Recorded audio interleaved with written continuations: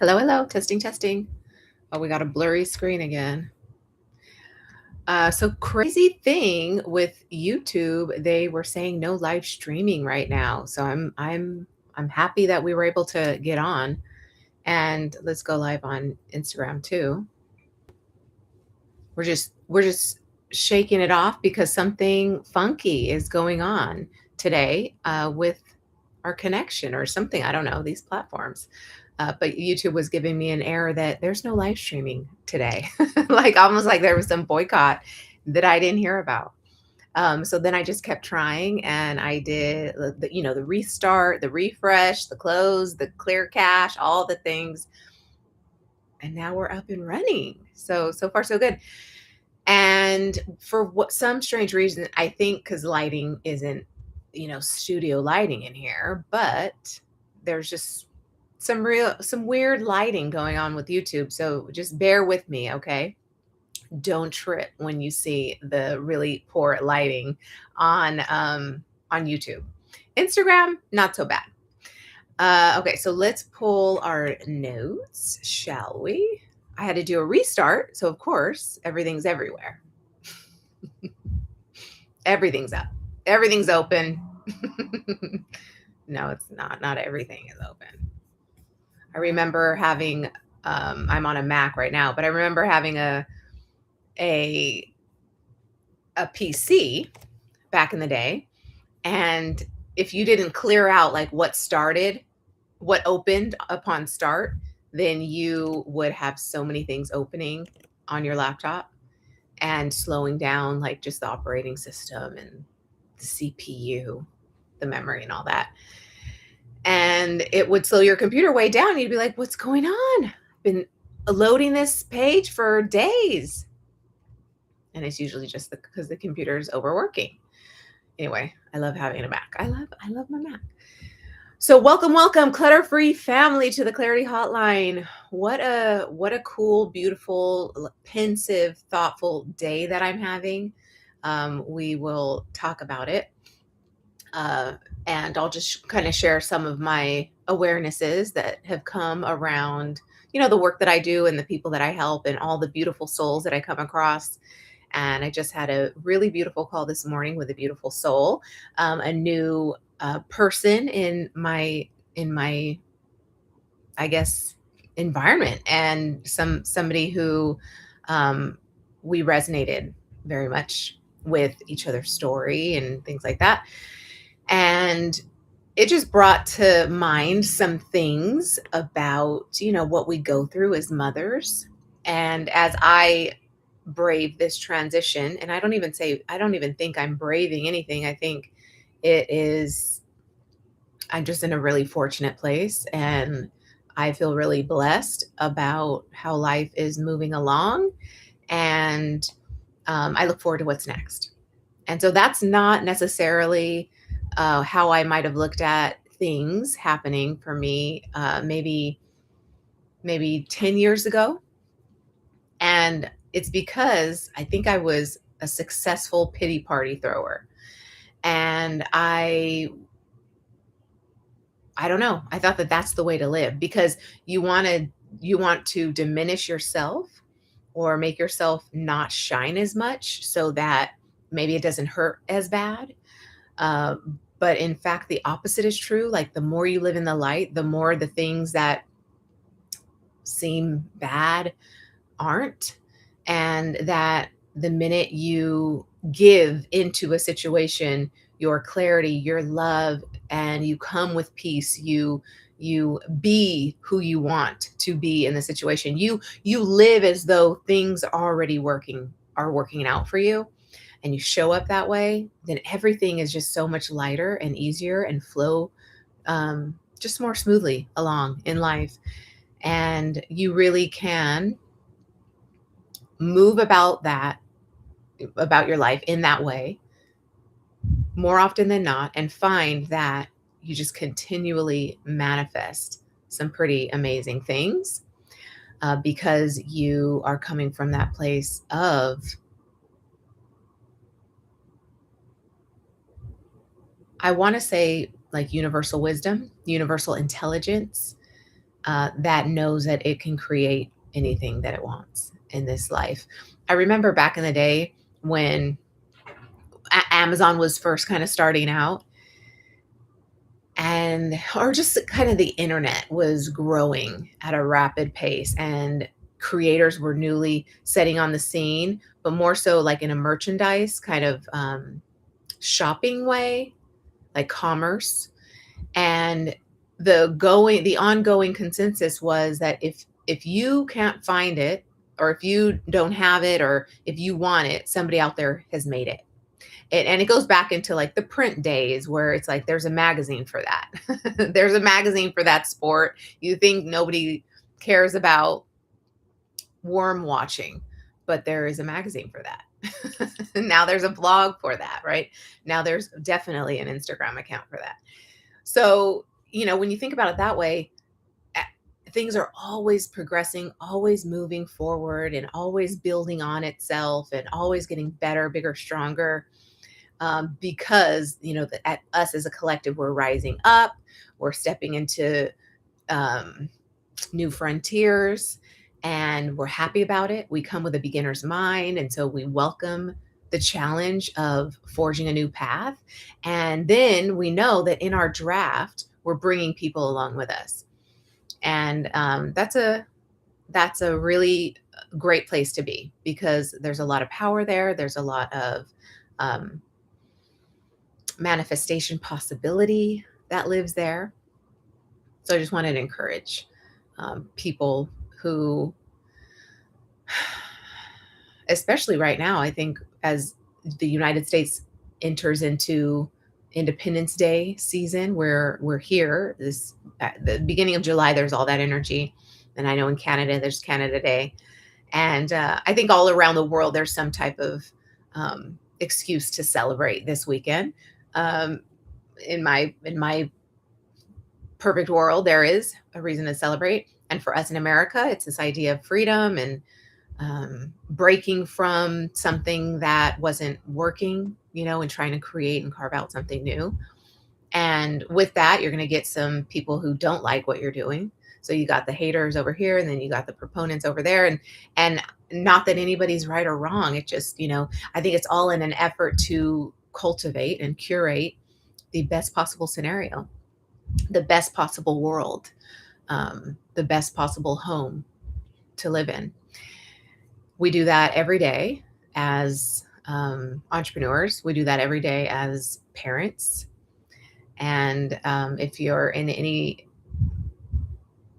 way, shape, or form wanting to make an impact in this world, then you feel that, right? You feel that in your bones. You feel like, okay, I'm called to something.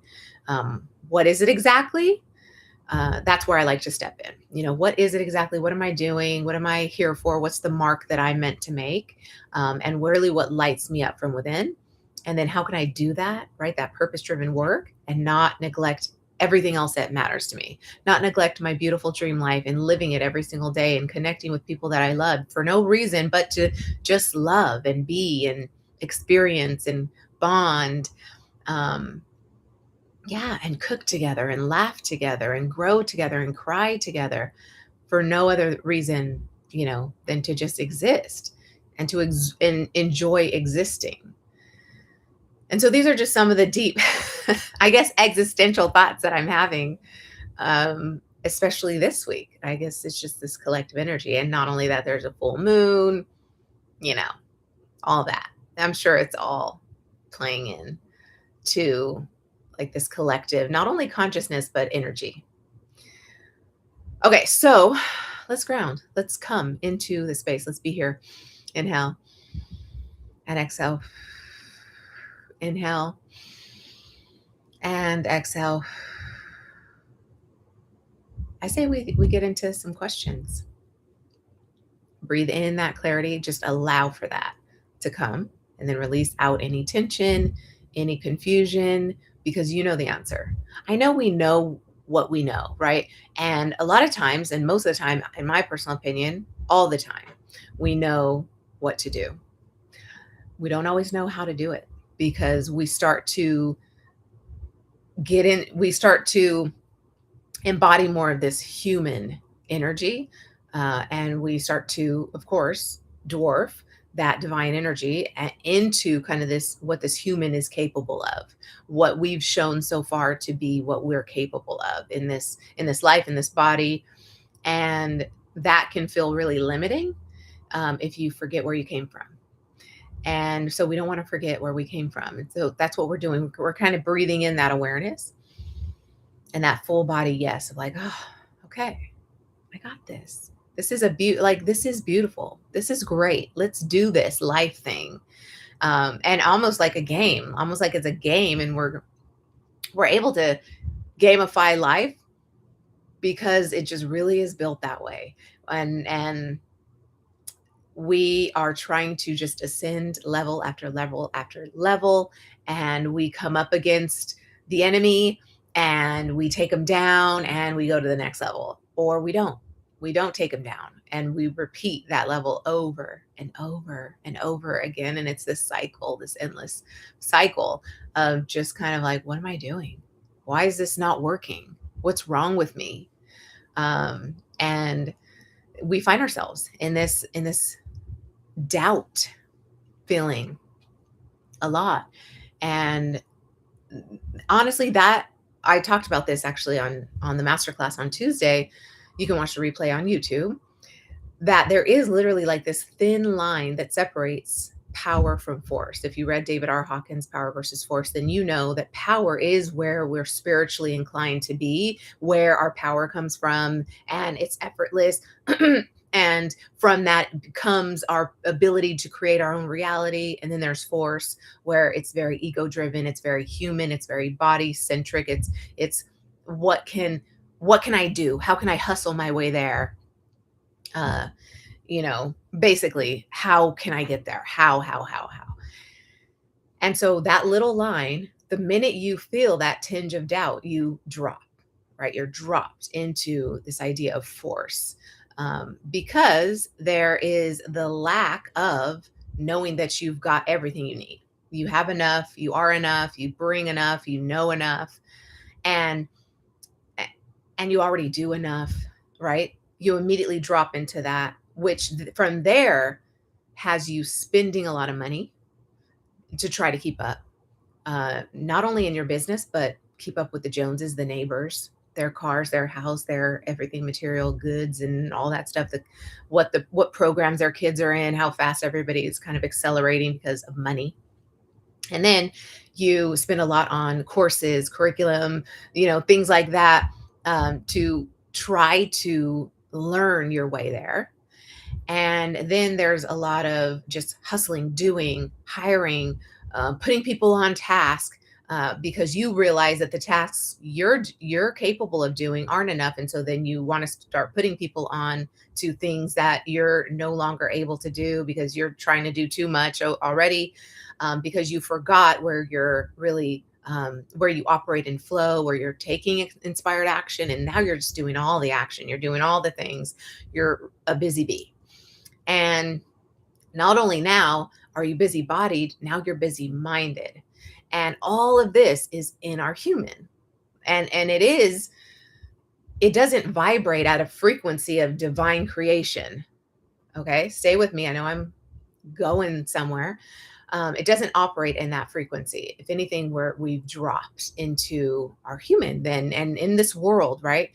You've probably heard the really famous quote, at least where I'm from, not of this world, right?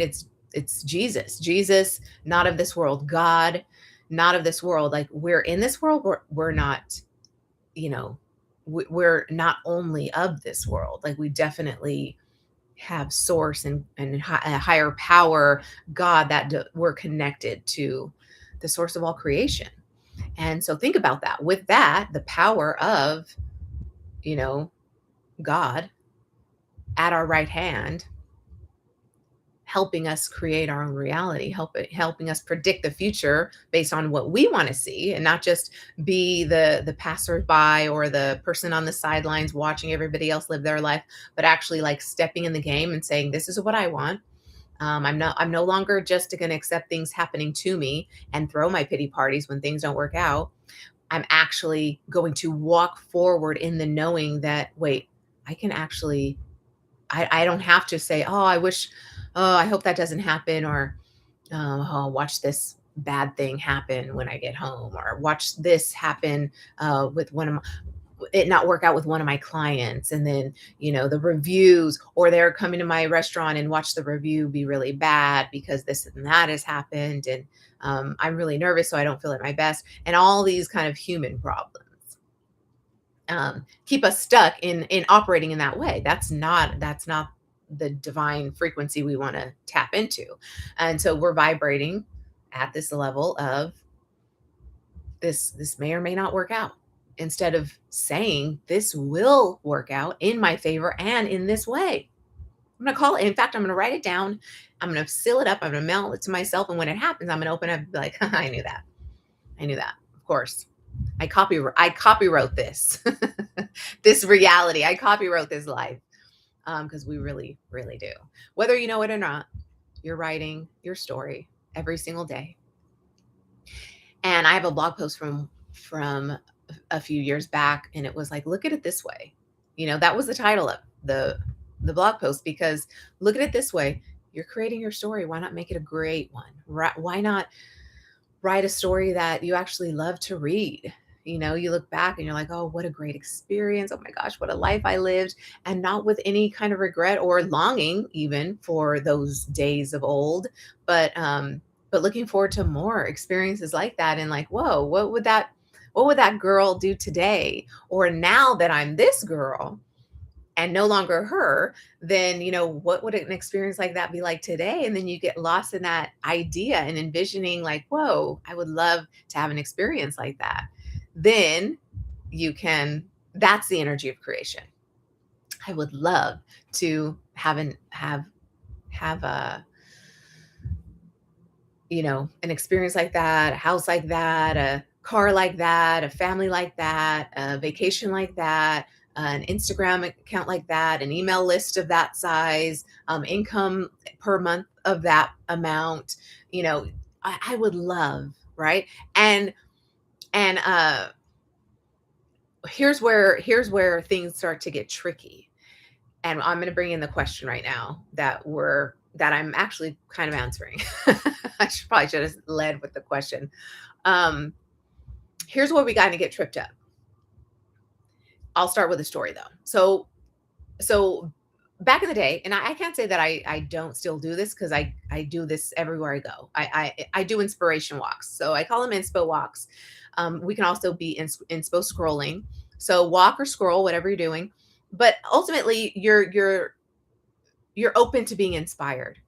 And why I say an inspo walk is because we'll be walking along, me and a girlfriend of mine, or anybody really, will be walking along, and we'll be in a really beautiful neighborhood, and the houses are beautiful, and we're looking around, and it's just like, oh, I'd love to have a house like that. Or, oh, what do I like about this house? And, oh, I don't like the lawn, or the size of the yard. And, would I go like that, or would I build out this way, or things like that. So then you kind of like, you're in this mode of inspiration and design and creation. And that's a very powerful feeling, right? It's like, oh, all the possibilities, lovely. But then it's like, oh yeah, well, I that will never happen. I can't afford a neighborhood like this. Or, yeah, I don't know. The way things are tracking right now, I'll never, be able to buy a house or afford to buy a house. Oh, I would have to, work 2 jobs and drive for Uber and all of this just to make a house like that happen. It's kind of like you immediately put yourself into these natural circumstances of limitation and lack. And of course, your inspo walk just totally plummeted. And you're no longer inspired. You're no longer in divine energy. In fact, you go home and you're kind of depressed. And the only reason you do feel good is because the endorphins the walk gave you. But all of this, right, is in the way of you staying in that divine energy. Well, same thing with scrolling. You can be scrolling, be really like high on life and like, whoa, look at all this cool stuff. And then something hits or triggers that emotional wound in you. And it's like, oh, waterworks. And you are really sad and you're not really sure how to pull yourself out. And you're like, well, what just happened? And you just were mindlessly scrolling, And so, and this happens too in business when we're comparing ourselves to other people in the industry, especially in your same vertical or your same category, your same niche, right? Even though that there is nobody in your niche, I will tell you that you are the only person in your niche, guaranteed. But you have all these people, right, that you're looking at and you're comparing yourself to, and you're feeling like, oh, who am I? What do I have to offer? And then that immediately turns what could be inspiring and and encourage you to creatively pursue your ultimate dream business. It actually gives you all the reasons why you shouldn't pursue your business, why you don't have what it takes, why you're not enough, why you don't do enough, why, oh man, look at all that they're doing, look how much they're posting, or look what they're posting about. And you immediately are out of the free, you're no longer tapped into the divine frequency of creation, you being in your creative power as to design something that would be perfect for you. So we put ourselves in these boxes of limit, and it's like, well, I have to stay inside this box, otherwise I don't know what I do. Well, imagine it, then sit down and daydream yourself out of this box. And the minute you daydream, the minute you can see that picture in your mind's eye, you can have it. What did Bob Proctor say? Like, if you can hold it, oh no, if you can hold it in your mind, you can hold it in your hand. And it's so true. It's absolutely true. I'm living testimony of it. You see it in your mind's eye, you can absolutely have it. I can't tell you how many vision boards of mine come true, time and time again. And it's like, okay, then from there, the beautiful thing is like, whoa, now I'm just going to tweak a little bit. Oh, now I'm going to add, I'm going to add a yacht. I don't necessarily want a yacht. I just want to ride in other people's, because I think it's cool, but I don't need to own it. I don't need what do you call it? Slip out, in my backyard. Even though, hey, I'm open to receiving all sorts of wealth and how in many forms and however feels the best to me at the time. I'm open to it all. So I would definitely not turn it away or turn my nose up to anything like that, for sure. But let's get to the question. So Kathleen asks, how do we know something is not true and that it is false? And so this, I think, comes from kind of this limiting belief conversation. Like, how do you know if something's not true? How do you know if you're limiting yourself? What is a limiting belief? Like, how do I know if I'm thinking it? If I knew it was limiting, why would I keep thinking it? So it's like, well, what's the logic here? And so we're back in our human. Let's come out. You're trying to put logic, you're trying to explain it away when all it is a feeling. All it is a feeling. What is divine energy? When we're tapped into that divine frequency, that feeling of flow, of goodness, because there is no opposite to God. God is all, will be all, and forever contains all, right? Because God don't make dirt, and he loves everything, and everything we're doing, everything we're creating is like, okay, good, go for it. What else? What's next? Let's see. Hey, this is your life to create. Let's do it. What do you need? What do you need from me? And so there's that energy, right? And anything other than that, of you feeling like, well, you're not tapped in, tuned in, is it what's going to be born from that feeling are limiting beliefs, limitation, lack, scarcity mindset. It's the opposite of abundance. It's you pitting yourself against the goodness that flows. You're resisting the ease of life. You're resisting the effortless way, the thing that is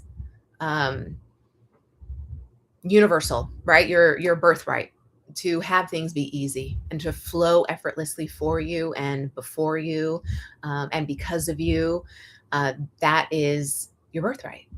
And so imagine, right? You remember that, and nobody's lied to you along the way that this isn't your birthright. Nobody lied to you about, just truly how magnificent you are. And they weren't telling you stories about money doesn't grow on trees and don't get too big for your britches and, whatever. Anyway, what limiting beliefs were you taught? Where did you start to borrow as a belief because of your childhood? Just fill in the blanks. It's kind of like nobody taught you that, and so you got to stay magnificent, this magnificent, beautiful light in the world. And whoa, what's a light like that do? And how does it live? And what impact does it make? And um, how many times around the world does it fly? Because I think of this idea of taking a space shuttle to Mars and just being not an astronaut, but just me. Like, okay, I take a rocket ship to Mars and I come back maybe the next day. Like, whoa, what is that? That's cool. Who I don't think anybody before my mom's generation would have thought that that's possible. They definitely weren't thinking about that. They experienced a man on the moon, and I think that was about it. That was the height of it. And then your our parents' generation got to see a little bit more, and then imagine what we'll get to see, and then our kids get to see. And can you imagine 5 generations from now? I bet if you just so much as daydream what 5 generations from now will create, your mind will go through all sorts of things. And I guarantee you they're all possible. And in fact, you might be watching from heaven one day and be like, oh, whoa, I predicted that. I wish I invented that when I was still alive. Don't worry, you can come back in the next lifetime and, frolic again as somebody different, doing something entirely different, looking entirely different. But ultimately, the only thing that does matter, even in that new body, that new form, in that new lifetime, still the only thing that is ever constant is that divine energy, that frequency of divinity, that God, the God in all of us.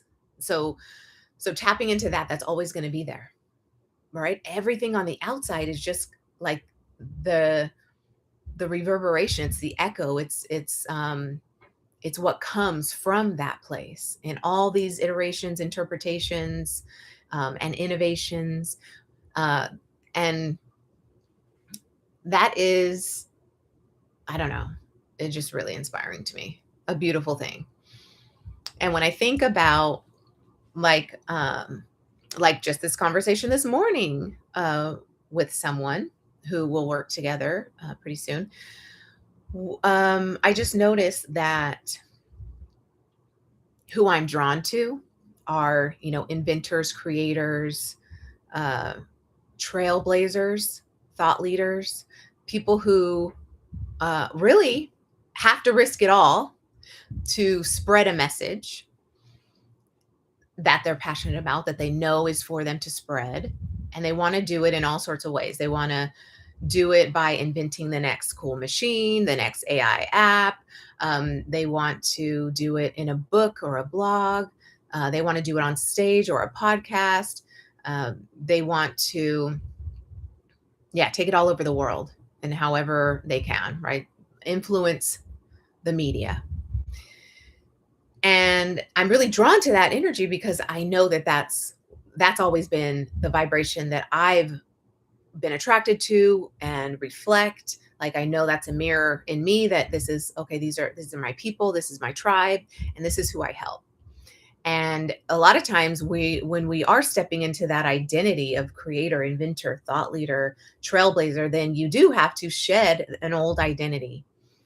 And it doesn't always feel good. It's scary. It's really scary. And it feels like maybe our worst fear. For me, the pit in my stomach, my most visceral fear is the fear of heights. And I even hate that I said that on live TV here. I even hate that I shared that publicly because it makes me vulnerable to people wanting to somehow like exploit that fear of mine, the fear of heights. But I'll do things that test my fear and like challenge my fear and remind me that, I got God right here. God's at my side. He's not going to let anything happen to me. I'm safe. All the things I need to tell myself, tell my human to be like, let's do this. Okay. This is just another outlet that we get to challenge ourselves, and challenge meaning like we get to rise above. We're no longer seeing the problem as bigger than us. We are definitely over the problem, and we're able to be like, oh, I see the way out. I've got this chess brain and I can see like, oh, checkmate from a mile away. Imagine being that kind of a chess player that you just, all the tricks, all the intricacies and the possibilities of like a play and what that means. Oh my gosh, chess is so cool to me. Nothing I've ever tried yet, but I can imagine that it'd be pretty fascinating to start to learn. Anyway, it's like, you're above the problem. And so you're seeing like, okay, oh, yeah, it's like the maze, right? The maze game. Those are so fun. I love doing them with my kids, even though they don't really do it. I do it, but I imagine one day they're going to do it too. They're going to find their way out the maze and actually get to the finish line. And it'll be fun for them. So that is what we just need to keep reminding ourselves of, that as we face this leveling up of our identity from one to another, shedding of the old, moving into the new, that it will feel scary. It will feel foreign. Like, what are we doing? How do I do this? What do I do? And I usually like to give the analogy or the visual of a fork in the road. And we're at the fork in the road and we're kind of looking at our options. And we could go the route of just kind of more of the same. Or we could go the route of, okay, I'm going to blaze a new path. And this means going against maybe the flow of before, but it is very much my flow. It feels very good to me. And so I know that if I follow this, everything will be attracted to me that's meant for me, and everything that is not will fall away. And I like that. I like that idea of moving with my own flow, even though I'm going against the grain of the old. And so, yeah, I will rub up against people that don't like it, that don't like me, that will make it difficult to stray from the norm, as it were, and now choose different. But to know that along the way, I'm shedding the waste, the energy leaks, the doubt, the fear that kept me at the fork in the road. But by moving forward and progressing, and living on purpose, tapped in, tuned in to the divine frequency that we're talking about, that I know everything that's for me will line up, and everything that isn't will fall away. It's kind of the law of attrition. It just naturally will fall away. And so your way in the world stays light. Your mental load stays light, because you're not succumbing to this force, this belief in forcing your way through everything. You're not succumbing to the human dominating the conversation, dominating the drive and the journey. And I did share something on social about your ego. So, your ego is going to be here at every level of ascension. As you move up toward enlightenment, you will, as you shed the old identity and you move into the next one, you will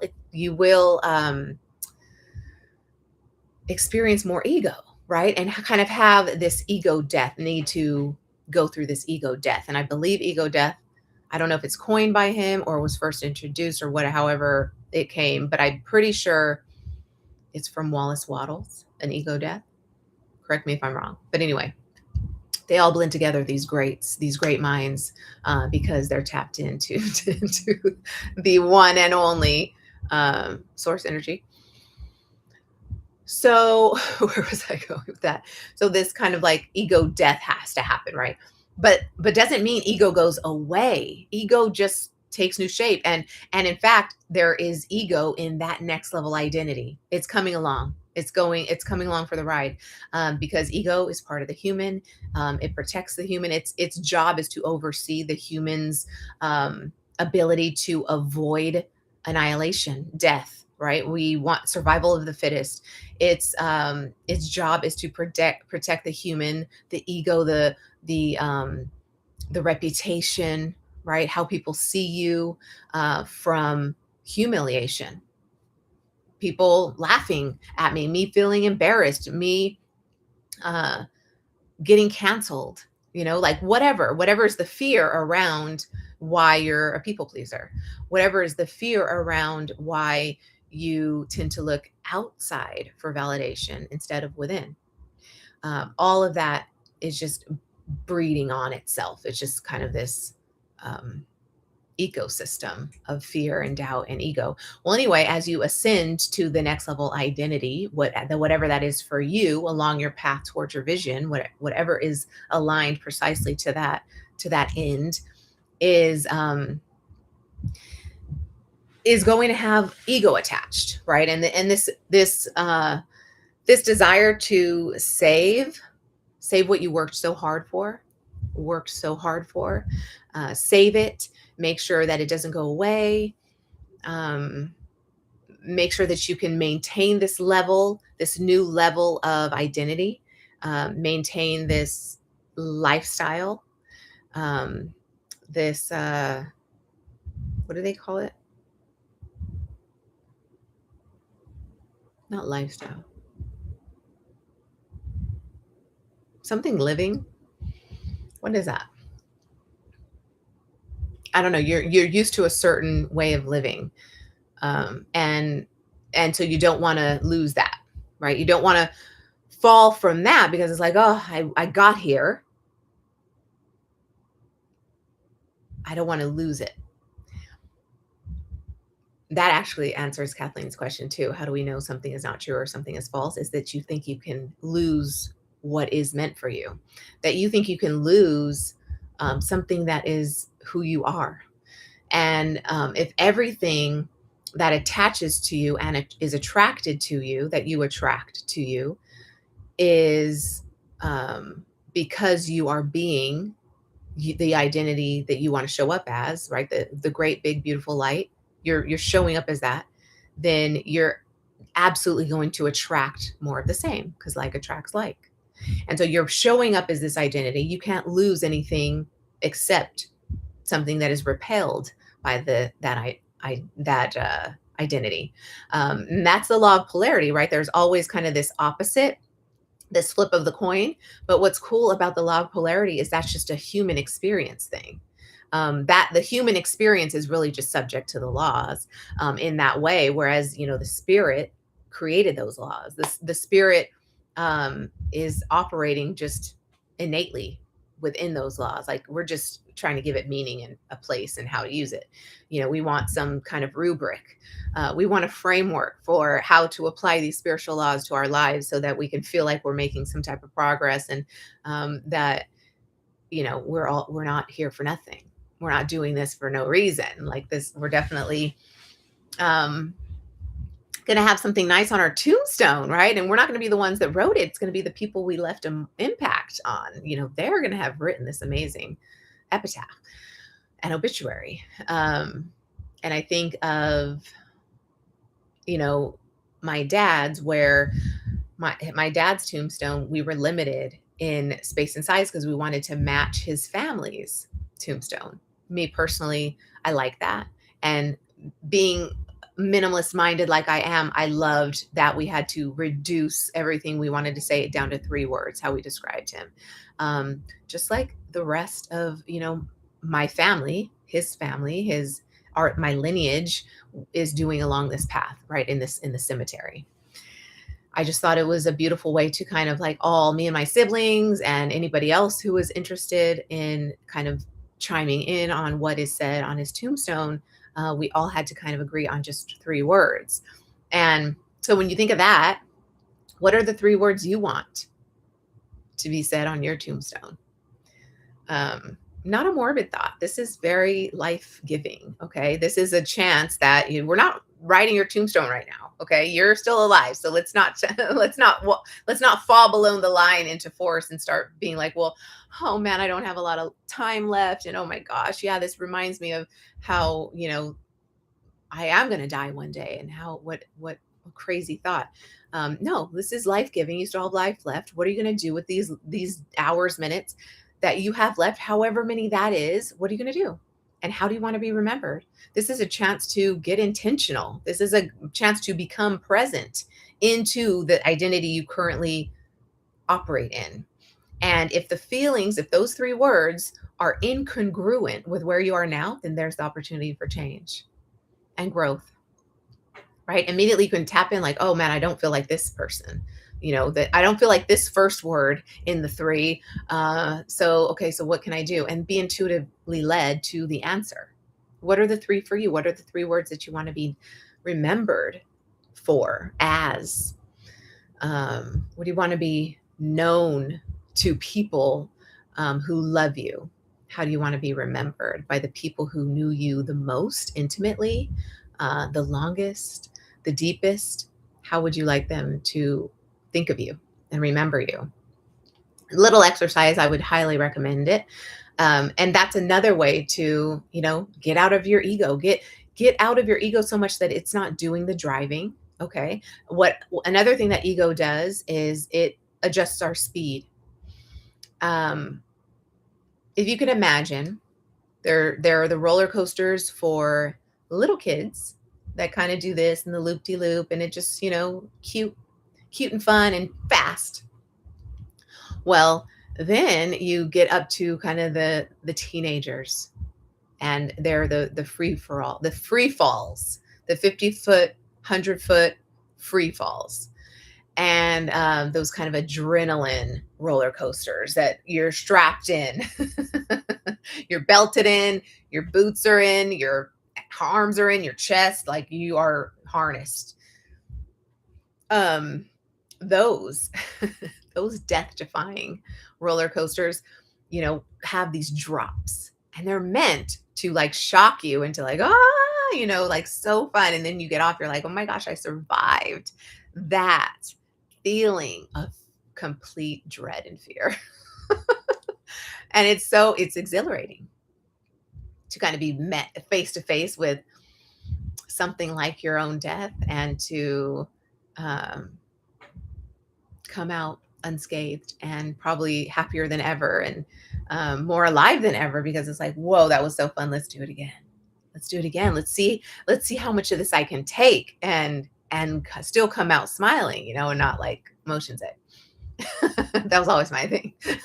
After a while, I would start to get a little motion sick. Uh, but I did love those as a kid, and I thought, it would be fun to go back to something like a Magic Mountain, and do those rides that are really, really scary, because just to remind you, you're still young at heart. You're still young at heart. No need to, take yourself too seriously. Try it. Do it again. You used to love this stuff. Do it again. Anyway, so I'm looking forward to those opportunities where I get to do those big, scary rides. But all this in an effort to say that when you think about like that kind of difference between, the little baby rides and then the big drops. Well, as you start to go along, the ego is going to want to be heard. Okay. So if you don't give it space to be heard at any level, of success as you ascend along the way toward your ultimate destiny, you will be met with kind of this pacing of your ego, like, oh, hold on, I don't want that big of a drop. Like, let's not do that big, bold, scary thing, because imagine the backlash if that goes wrong.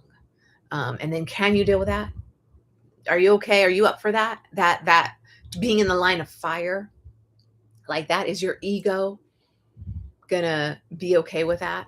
And then how many days will it take you to recover after something like that, where it's like, well, you just got blasted on social and everybody is cyberbullying you? That's what it looks like. So, you're almost like your human's like, oh, I'm just pacing you. I don't want you to go that fast, because, you go fast when you do drop. It's jarring to the system. And dare I say it, it affects the nervous system. And, we are scared, right, of that fall off and that fall out. And so we'll want to do the kiddie rides for as long as possible. We'll do the kiddie rides. We won't go on a big, scary, emotional roller coaster, even though, if we really thought about it, imagine if we did take that big, bold, scary step, how much of the stuff that doesn't matter, the the things that keep us just kind of like dipping a toe in and then taking it out, dipping a toe in and taking it out, how much of that would go away, and that you would start to just, whoa, I'm owning my power now. Oh, I'm owning my power. It's crazy. It is scary, right, to go this fast in if we're thinking ideally, right, and idyllically, that whoa, I'm owning my power and I'm feeling really good, and uh, that means the other shoe will drop. Like, oh, this can't be that good, you know. Um, what's the catch? What strings are attached here? What's the fine print, right? You're kind of like, oh, I don't think nothing can feel this good. Well, that's the human, that's the ego telling you, oh yeah, no, this is too good to be true. This isn't yours. This isn't yours to own. This new identity, you looked better in the old you. And so there's always, right, the moving past and beyond, the baby rides, the things that want to keep us down, hold us back, and have us moving slower in life. Not to say slowing down isn't appropriate. I should say maybe delaying you because the belief isn't there, right? Delaying you because you're second guessing yourself, you're doubting, and so the belief isn't concrete enough to bolster the action um, and move you forward. So that's what I mean by delay. Let's use delay, because you absolutely want to slow down, and in fact, you're slowing down for your human. You're slowing down for your human to not get so ahead of yourself, not dictate the pace and the path, but instead come back. We slow down to collect ourselves and to recognize, what do you need, human? Okay, great. Well, your spiritual essence, the soul of you, understands that this is actually what you want in this lifetime. This is where you want to go. This is what you want to do. Very tapped into purpose, very tapped into a flow, very tapped into um, your divine birthright, right? Very tapped in, right? So that's when you collect yourself and you kind of you talk amongst yourselves, and you come out better, and then you're ready to move forward. And that's just a cycle, like the seasons, where there's a season to slow down, and then it starts ramping up, and then you go fast, and then you slow down again, right? And so if you move with that natural rhythm, that natural ebb and flow, then that natural ebb and flow doesn't mean you're dropping, you're plummeting into force or into doubt or into fear or into limiting beliefs again. It just means that there's that opportunity to now look at those beliefs and say, okay, this is what I believe instead, and start to change those beliefs. Start to believe something that feels more true and feels less like a limiting belief, like a limitation on what you can be and who you are meant to be and who you were born to be. So that's kind of what that would do, right? Slowing down and taking your time with kind of how you're evolving, but still moving at a pace that's very much ascending enough to give you the experiences in this one lifetime to experience like the best ultimate life, the best, greatest, wildest imagination dreams come true. And why I know this is true is because I see it every day, not only in my own life, but people I'm surrounding myself with. I'm seeing that type of reality, that type of existence lived out every single day. One where you are challenging every limiting belief that might want to slow you down or hold you back or delay you. Not slow you down in a bad way. So let me make sure I'm cleaning up my language here so that it's clear what I mean. Um, would grow the chasm of belief from this is where I am, this is where I want to be, and there's something in the way, there's a wall up. And so I'm not really able to join these two pieces as like a seamless step forward. In fact, I can't even see beyond this mental block that I have about this thing. And when you come face to face with that, We're not just saying, okay, well, okay, so I should stop here, or this isn't for me. But instead, we're looking at like, wait, I know what's beyond this wall is for me.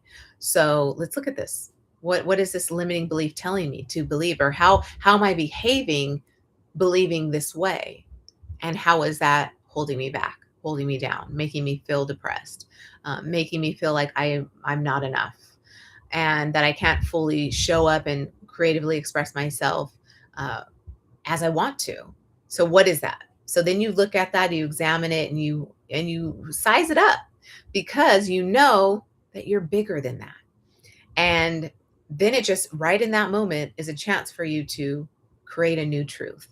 And it's to tell yourself something that does actually affirm you moving past that, does affirm you in the face of this, in the face of this doubt, this fear, and says like, no, you could do this. You can do this. You can definitely have what you want as long as you believe you can. And so that mental block gets to come down, and then you can start to move forward again. And then this starts to get quicker and faster and easier, this coming up against a limiting belief and saying, oh, yeah, no, I don't want to believe that way anymore. I want to believe this instead. And then from there, literally operating in that identity that believes that thing, there's an ascension.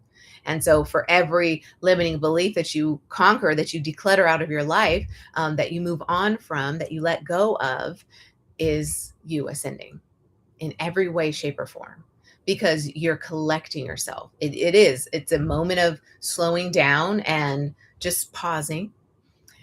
Slowing down doesn't mean stop, but it can. If you want to just stop, even though you're always in creation, you're always at the creator seat to be creating what's next for you, and at every moment. So slow down, not really stop. So it's like, okay, then you start to like move forward to what's next for you. And that I just love so much. If this resonated with you, if at any point like you find yourself like nodding your head, like, okay, I could see that. I could see that. I'd love to hear in the comments. Let me know what actually stood out. I'd love to hear from you. And then just on this idea of like what the depth is that we just discussed, when it does come to business, imagine that as a mother and entrepreneur. And so you're balancing these big, deep, profound thoughts that feel very heavy in their impact. You succeeding in business would be a really big deal for your family, because imagine what you can afford, as far as opportunities and open doors and adventures that you get to share with your kids, because you've got this means of resource, capital, income that you can now put toward them experiencing like fun stuff that maybe you didn't have access to, that you want to give them access to. So you've got that really heavy, important role. And then you've got, the actual role of raising a family. And so then there's constant questions of like, am I doing this right? And you're second guessing yourself there. And there's doubt and there's fear, and there's insecurity. And all of this is happening there. And now you've got both. So you've got the mom and the entrepreneur. And at any point, there is the option for ascension in either thing. Imagine ascending together. And so everything that we talked about, it doesn't mean that limiting belief only holds you back in business. That same limiting beliefs hold you back as a mom, hold you back in running a household easily and effortlessly. It all gels in no one area, no one role. Are you living a life that's completely separate from and mutually exclusive to this thing over here? Like it all bleeds in, because you are who you are, and how you show up is how you show up everywhere. And imagine not having to shy away from how you show up in business at home, having the support at home from the people who you live with on a daily basis. Imagine them supporting you because they get it, and you guys are on the same page, and it feels good to be at home in this sacred space, and then to go into work mode and have that feel really good because you're supported at home. And then have this feel really good because it's just moving in this well-oiled machine and everything's just beautiful and blissful, and how that feeds into everything you're able to bring home to your family. Not only in provision, right? And finances, but actually like philosophy and programming, and you interrupting the pattern of lack, limitation, um, scarcity that maybe you grew up with. Uh, and I know that I take a lot of scarcity thinking with me into my life, um, that was born from my childhood and my upbringing, is what it is. Nothing to harp on or be sad about or spend time dissecting. No, I just recognize that this was my example. This was the exposure I had. This was the environment I lived in and how it kind of molded and shaped me. But if I tap in, tune into divine frequency, I know that I just snap back out. I just snap out of it.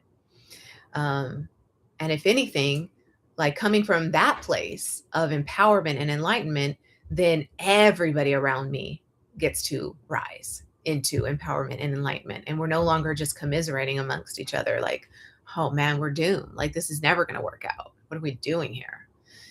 And I say all that because there is a really a deeper drive, a deeper purpose, a deeper mission within my mastermind for entrepreneur moms. So if you have any curiosity around the mastermind for entrepreneur moms that I'm now opening the cohort to, and it's basically for moms who want to start or scale their business within 6 months and move past the limiting beliefs that have held them back before.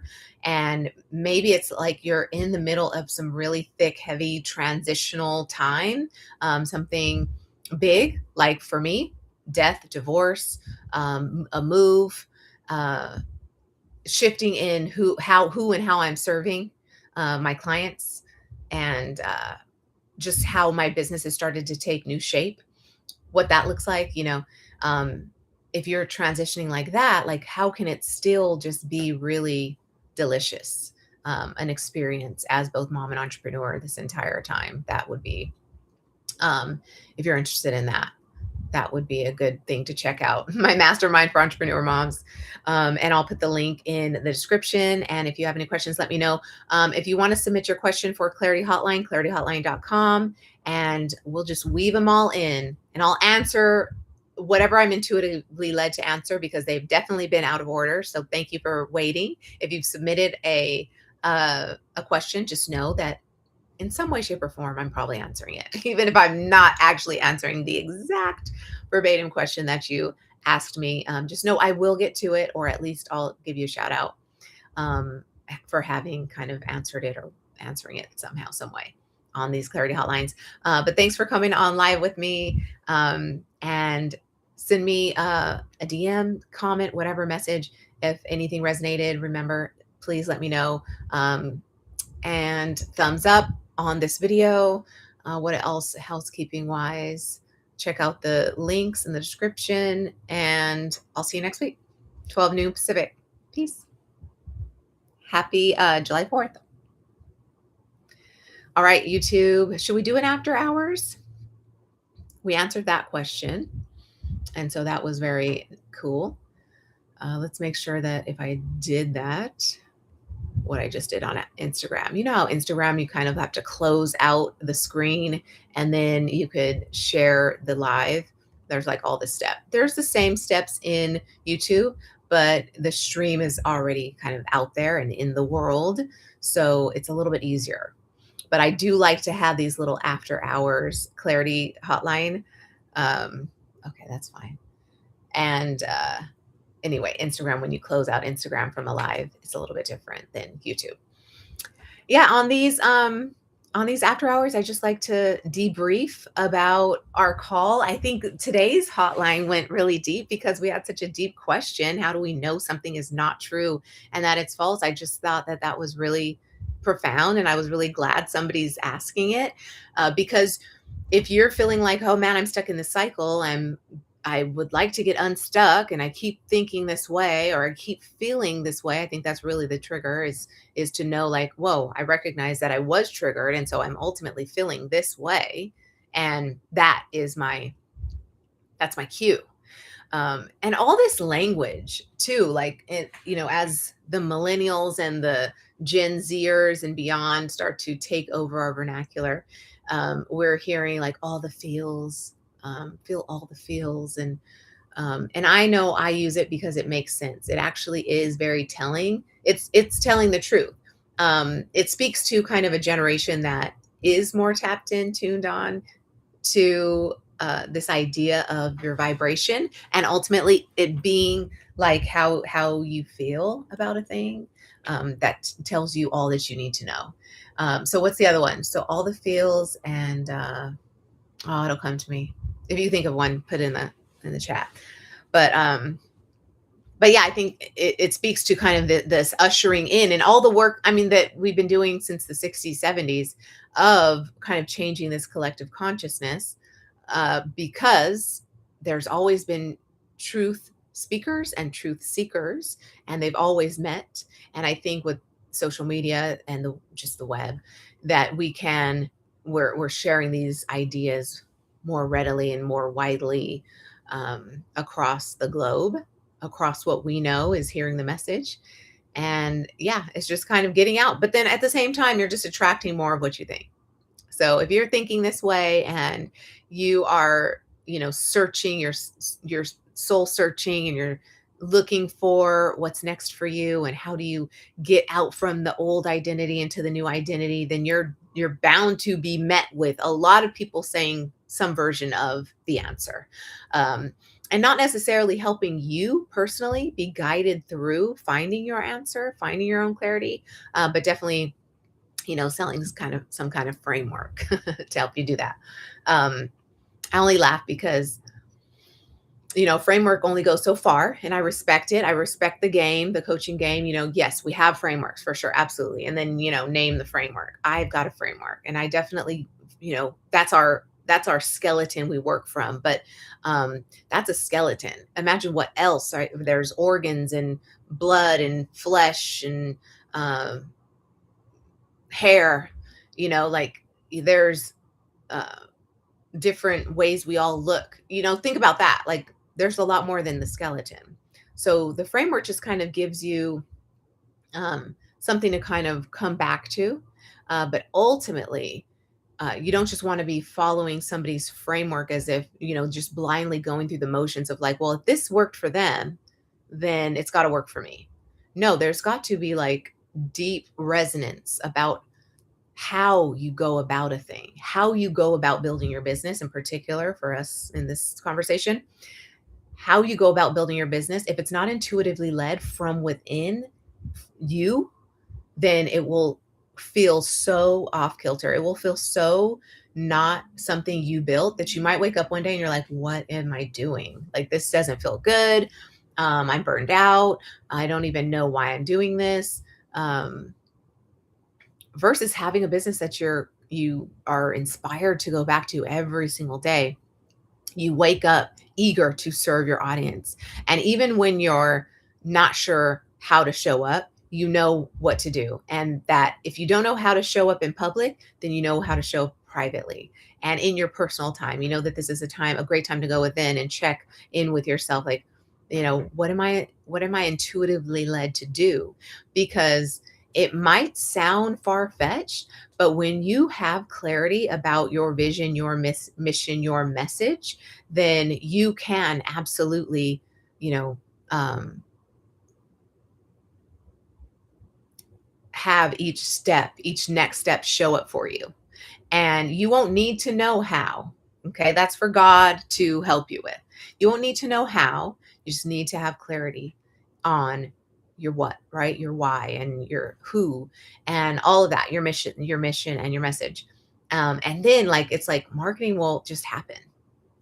And the flukiest of fluke stories will happen for you. You'll be like, whoa, I wasn't expecting that. And nobody who becomes a millionaire overnight does expect it. Unless they do. I think they do, right? I think in their heart of hearts, they know, like, I'm following the path meant for me. Like, this is, I'm totally living on purpose. It feels great. It feels good. And I feel like I'm making a difference, or I feel like um, I'm impacting who I'm meant to impact. I'm doing my best work in the world. Those are the kind of sentiments that would come over somebody who knows, like, okay, well, yeah, this is going to happen for me, and no doubt about it. This is the business that I want, and it's going to feel good, and everything is just going to flow, and I'm going to know what's next. As long as I stay connected to myself and my source and my reason for doing this, and yeah. Anyway, I like to make sure that my clients are going there to that level of depth within themselves, so that they are kind of decluttering some of what was implanted in them from other coaches, other speakers, other creators, kind of giving them their take on it. But it's like, well, I have a POV too, and that's important to know. Like, you have a POV, and it's unlike anybody else's, and it's good to hear other people's, because it just kind of gives you some the lay of the land. It gives you some context, some greater expanded context, which is always lovely. I love that about the world, how creative we all are, and whoa, how brilliant. And so it's like, whoa, I know that I'm brilliant in my own right, and I bring to the table something unlike anybody else, and so do you. So do you. And so don't just borrow what everybody else is saying about how to do your marketing, about how to do social media, about how to run your email list. Like, don't get caught up in the frameworks in that regard. Get caught up with what you're inspired to do and how you're inspired to live, and what feels best in this moment, what feels like it's the most important decision to make right now, and make the decision. You're at the fork in the road, make the decision on which way you're going to go. And as long as you show up in that way, deliberate and intent to create this to be your best life, then you will never fall short. You won't have regrets. You won't have the mom guilt. You won't have kind of this nagging thought in the back of your head, like, "Oh, I should be doing more. What am I meant? What am I here for?" Because you'll stay in the flow. And this is daily work. I used to say, like, we declutter every single day. We have to declutter on a daily basis. The stuff that we get influenced by, that we don't even know is happening. We don't even know that we are being infiltrated. Our mind, our sensibilities, our psyche is being infiltrated with thoughts and other people's opinions constantly on a regular basis. And if not for that, just for that, them implanting a new thought or concept, if we're not careful, it's implanting a new source of doubt, um, which further could leave us in despair and depression and confusion, feeling lost on your path. And, you know, I definitely have felt lost in my life at one point or another, kind of like um, that I would feel like I'm just wandering aimlessly. But I know that it was never like that, because I was always following my bliss. And so it never felt like I was um, doing something for nothing, I guess. But there were times when I felt low enough to feel like, I don't know, am I doing something that I do feel lost, right? Like, that's the term. Um, but like, you look in hindsight and you're like, oh man, all of this was like, yeah, some detours for sure, absolutely. But you always collected yourself, and you found your clarity again, and then you kept moving, kept going, kept trusting yourself that this is your way. Um, uh, you know, and it's gonna, like I said, be unlike anyone else's way. So if you can, I guess I'll leave you with this. If you are working with me, we're definitely going to dive in like that. If we aren't going to work together anytime soon, then what I would recommend is, let's imagine. on one random day, you got to put it in the calendar though, you decide to show up as your next level identity, you operating in all the roles in your life, all the roles and responsibilities at their optimal level at the same time. So you're the ultimate homemaker, you're the ultimate mother, you're the ultimate father, you're the ultimate breadwinner, you're the ultimate coach, consultant, mentor. Clients are just, raving with reviews and phenomenal feedback results. They're getting crazy, insane results from your mentorship. And you're seeing all that, right? All this is happening at the same time. You're an amazing partner, lover, friend, uh, daughter, son, um, sibling, cousin, right? You're an amazing specimen of a human. And from that place, how do you answer to the call every single day? So we're going to choose one random day, and you're operating in this totally balanced, up-leveled identity where you've got it all together. And it feels really, really freaking good because you figured it out. It clicked. The missing piece, you found it, put it in the puzzle, and it's like, whoa, light. Everything just lit up from within, and things are good. What happens if you're met with a challenge that day? What happens if somebody writes you some hater comment? What happens when somebody's crying because you hurt their feelings or you disappointed them or yeah, you said something that offended them? What happens when it's time to switch from one role to the other? So I would say walk yourself through a day in the life of that person. And until and unless it feels absolutely free to be you, you haven't nailed it. Until and unless you are answering every call up to that new identity, basically like, here's the door. If you walk through it, you're going to automatically be in that next level identity. That doorbell ring, and you're opening the door to it. What do you do? Anything that makes you shrink, makes you feel fear, makes you feel doubt, and does not give you this feeling of empowerment and freedom is you still operating in your ego, still operating in lack and scarcity. And just explore that. If we're not able to do it together, definitely journal on your own about this kind of thing. And that's the quickest way to find where your limiting beliefs are. But all right, we will wrap up. Thanks for staying later. Give me a comment if you're still with me on YouTube. I already ended on Instagram, so they don't get these after hour chats, which, who knows? Maybe they can get longer. But ultimately, I just want to be able to engage with you guys and see that if you have a question on what I'm saying, it's totally not missing the mark with you, like you're getting it. Or if you aren't, you're asking the questions that will help you see where I'm coming from. And then for you to be able to, like, with that, make your own decision. I would love to chat. And I'll put the links in the description, like for anything that I referred to on this call. And I will see you next week, 12 noon Pacific, every week, every Thursday, Clarity Hotline. Peace.